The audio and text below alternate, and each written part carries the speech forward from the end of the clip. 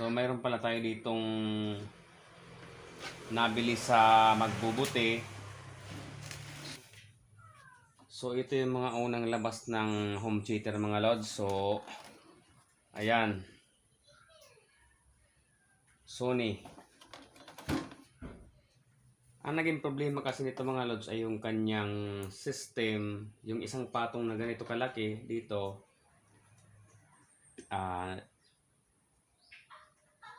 hindi na siya gumagana. Bali nandoon lahat, yung volume, lahat ng function ay nandoon. So dahil may problema na yun, ito okay naman itong kanyang pinaka-amplifier. Andito lahat, pati yung kanyang power supply. Andito din yung kanyang tape deck. Ayan, ito yung tape deck niya. So bali ang gagawin ko dito mga lods ay pagaganahin ko yung kanyang ampli. Gagawin ko na lang siyang amplifier na parang natural na amplifier. Lalagay ako ng mga tone control dito na puro siya pihit. Yung bass treble niya dito ko na isasalpak. Tapos yung kanyang speaker connector, dahil iba yung kanyang speaker connector, ayan. Ayan yung kanyang speaker connector, iba. Lalagyan ko siya ng speaker connector na yung may thread, may pang-ipit ng wire. Sayang naman kasi para magamit, pwede ko tong gamiting kantahan, pang video okay. So ayan, wala na siyang tornilyo. Buksan natin. Gagawin natin siyang amplifier na ordinaryong amplifier, hindi siya digital. Gagawin natin siyang manual. So sayang talaga kasi malaki yung power supply niya, tapos buo yung kanyang amplifier. Pwede natin siyang i-test para malaman natin kung gumagana pa yung amplifier niya. So dahil ito ay digital, marami tayo ditong ibabypass na function. Tulad ng relay ng power supply nito ay kumbaga yung yung function ng power supply nito ay yung operation niya ay nandoon sa isang patong para gumana yung kanyang relay. So gawin natin siyang manual lahat. So babypass natin yung kanyang system function. So try muna natin lagyan ng wire, speaker wire, itong kanyang output dito. Dito yung output niya. Bali nandito naman yung kanyang connection, yung sa likod, dito naman siya. So try natin siyang lagyan ng speaker. So una natin lagyan ay yung kanyang center. Ito yung kanyang pinaka-sub.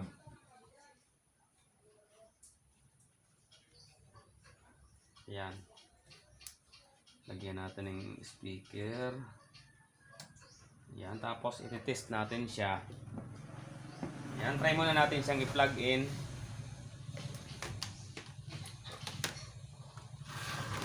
Kita ba yan mga lods yung ating ginagawa? Ayan. Kita naman. Tapos tanggalin muna natin itong charger. Ingay ng mga motor. Ayan, ipa-plug in natin siya. Yan, plug in. So yan, dahil wala yung kanyang system, hindi siya mag-on dahil nandoon sa lahat ng function niya ay nandoon sa isang yung pinakapatong nito, yung kasama nitong isa. So wala siyang power. So ang gawin natin, try natin i-jump itong kanyang relay. Yan, wala siyang audio. Yan, wala. Try natin i-jump itong relay. Ayun. Tapos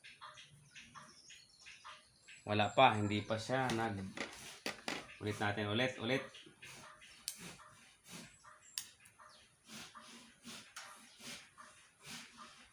So, wala pa.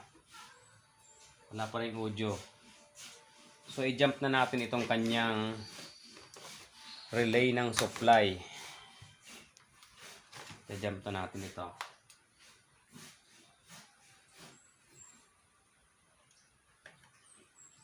Ayan, naka-jump na. Plug in natin ulit. So, ayan, naka-power na siya automatic kasi naka-jump na yung kanyang relay. Tapos, dahil wala siyang audio, wala pa rin kasi yung kanyang relay ng speaker ay hindi nag-o-on. So, hanapin natin yung bypass ng relay para sa speaker. Ayan. Ayan. So, yan. Nagsolda ko ng wire sa ground. Tapos, ito yung kanyang zoom natin. Lapit nga natin dito yung ating camera. Ayan. Zoom natin. Ayan. Kunti pa. Ayan. So, bali ito yung kanyang relay. Isa. Ito yung relay ng speaker. Isa, dalawa, tatlo. So, ayan. Ito yung kanyang positive. Ayan, positive yan ng relay. Ayan. Ito. So, itong kabila. Ito pala. Ito. Ito yung ito, positive ito. Positive. Ito rin yung positive.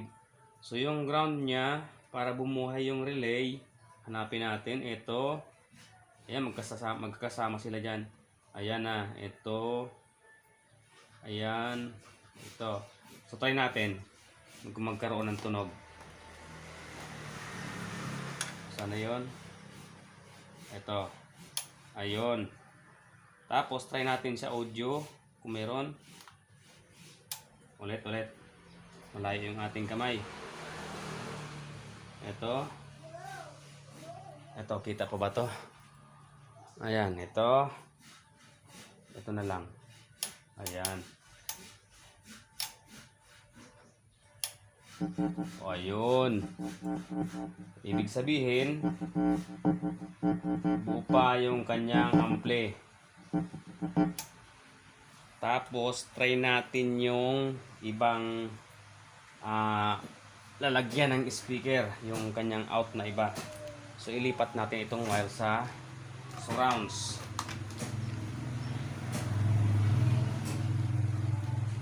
Ayun. Ulan na naman dito.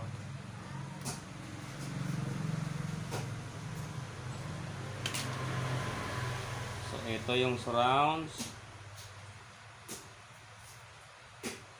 Try natin kung gumagana yung surrounds niya. Kasi ihiwalay yung amplifier ng sub para sa sub. Tapos yung kanyang surrounds. Magkaiba yung ginamit na IC. Pinaka-amplifier niya. Ayan, try natin ulit. Ayan. Bypass naman natin yung relay ng speaker. Paganahin natin yung relay. Ayan. Audio. Ayun, mayroon din. So, ayan, ibig sabihin, okay pa yung amplifier nito. So, gagawa na lang tayo maghahanap tayo ng tone control para pang adapt dito. Tapos, itong itong amplifier para sa sub ay gagawin ko siya ng preamp na puro lang bass yung lalabas. Tapos, iba naman yung pang surrounds natin, yung pang boses. Yung mid-high. Ayan. So, para matest natin ng gusto, lagyan natin ng B8. Ayan. Ikabit natin itong B8. So, ilalagay ko siya sa audio. Ayan. Lagyan natin ng wire. Sayang naman kasi ng amplifier nito at napakaganda ng ginamit na ampli dito. Yung ginamit ditong amplifier ay yung mga STK. So, magandang klase rin kasi yung STK. Tapos, malakas din ang tunog ng STK.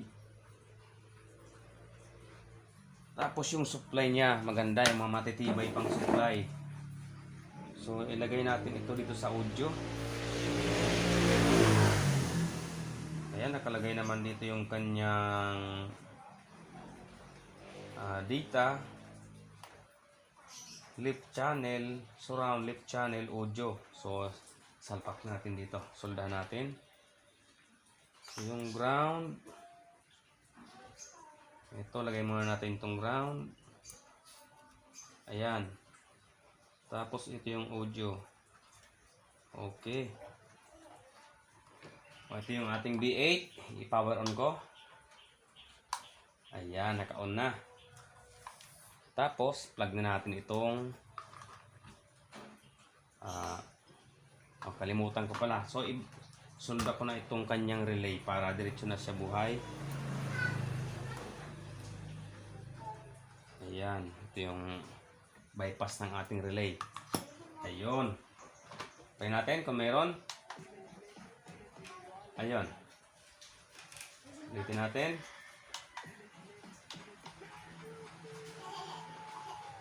Ayun.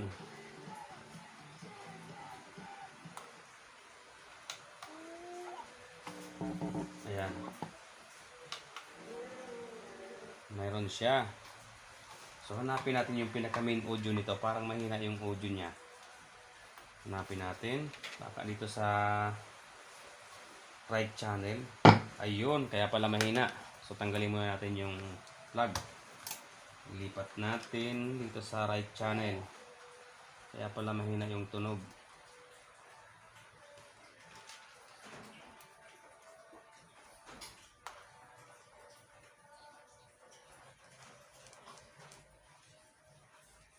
Ayun.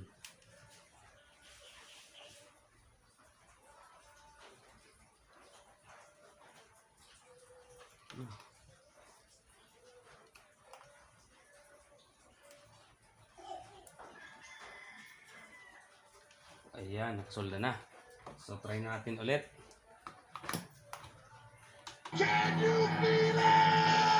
Ayun, lumakas.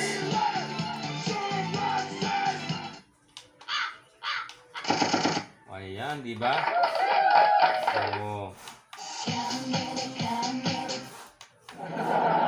Ayun.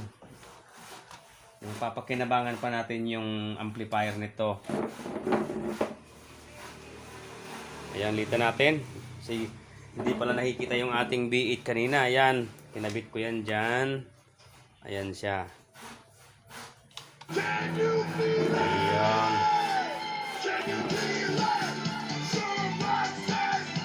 So yung home cheater, bypass, pinagana ko yung amplifier para magamit. Ayan, tayo natin yung mic. Test. Yeah. Test mic. Hello. O, di ba? Sayang kung hindi pwede pa naman gawing amplifier. Test mic. Hello. Test. Hello. Ayan, ganda. So, ayun. Ang kulang na lang nito mga lods ay yung tone control. So maghahanap ako na pwedeng gawing tone control nito para tuluyan na siyang magamit. Tapos yung speaker connector dito ay kukuha na lang ako ng speaker connector para ilagay ko dito sa likod.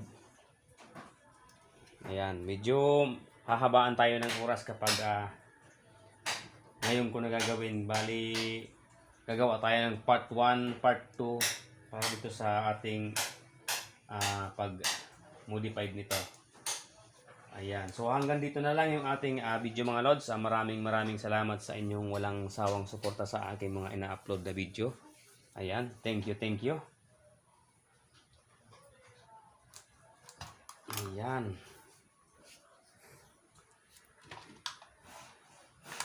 Okay.